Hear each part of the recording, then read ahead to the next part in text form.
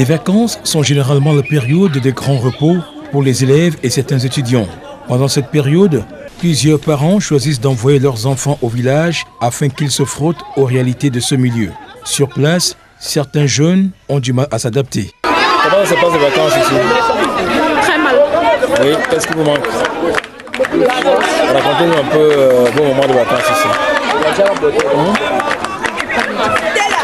Le village n'étant pas un lieu de sommeil pendant les vacances, est le théâtre d'une ambiance particulière, orchestrée par une masse de jeunes qui organisent au quotidien des rencontres sportives. Ici, à Bandrefam, dans l'arrondissement de Bayangam, de nombreux jeunes se livrent à cœur joyeux aux matchs de football à l'école publique et à une compétition de handball qui draine les foules et fait la fierté de chacun. Vous voyez, au stade là maintenant, comme les enfants sont en train de se divertir, donc c'est très bien, malgré les intempéries, l'excès de pluie qui s'abat maintenant. Notre match qui joue, c'est le deuxième tour. Le premier tour, c'était le feu, mais le deuxième tour, ça fait semblant de bouger, mais ça ne bouge pas du tout. Et le jeu, c'est le rythme est bien. Le rythme est bien. Les mamans jouent bien. Côté maman joue bien.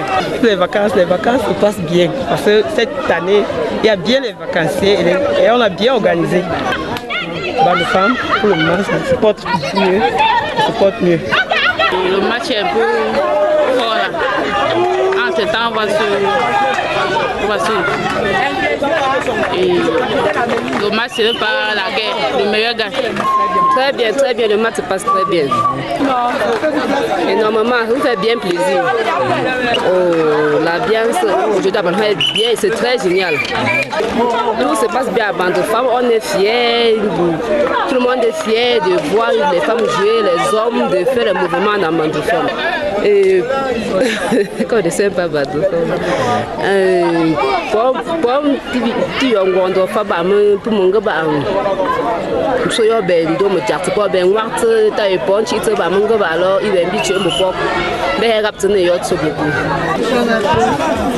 Oui, contre l'arbitre.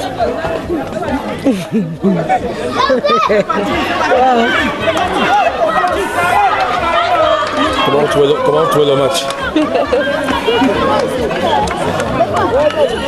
C'est bon.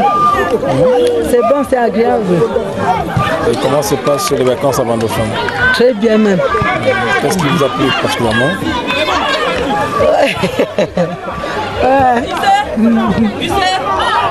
À Bandrefam, toutes les valeurs culturelles et traditionnelles n'ont pas perdu leur sens. Les jeunes qui y arrivent pendant les vacances initient des rencontres en nocturne autour du feu.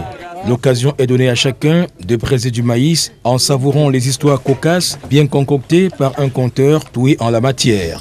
Tout se passe dans une ambiance de fête et de convivialité. À côté du divertissement, l'éducation reste une priorité pour les enfants et autres jeunes qui vont à l'école se faire former à mieux parler et à mieux manier la langue Kouachin-Diorfab, langue de communication chez les Bandrefam. On joue avec les mots. Bonjour à Bandrefam, Wati. Bonsoir, ça veut dire que Wato. Undima, ça veut dire que tu pars où? Oh, mes chers, ça veut dire que viens ici là. Nous avons profité de l'occasion pour initier les enfants, surtout au langage familier, c'est-à-dire que des petites salutations,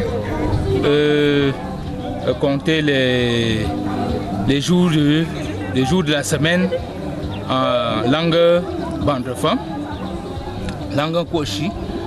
En même temps, on a vu comment on peut appeler les animaux qui nous sont familiers en patois. De même que une maison et le contenu de la maison, comme le salon, la cuisine, les assiettes et autres. Voilà sur quoi nous avons travaillé. Et puis on a poussé loin pour voir toucher les mois de l'année et ce qu'on fait concrètement en Bandrefam. Comme par exemple en janvier, on dit que janvier c'est le moment où on doit allumer le feu qu'on appelle Monka. Donc c'est ce qu'on fait au village pendant le mois de janvier. Au mois de février par exemple, on va dire Nkenyos. Ça veut dire que c'est le labour dans le village. Ensuite, le mois de mars, on dit que c'est le mois de sémence. Ainsi de suite jusqu'au mois de décembre où on dit c'est le mois de Nyingue, parce qu'à ce moment, on travaille avec beaucoup de paresse, surtout qu'on est en train d'entrer dans les fêtes de fin d'année.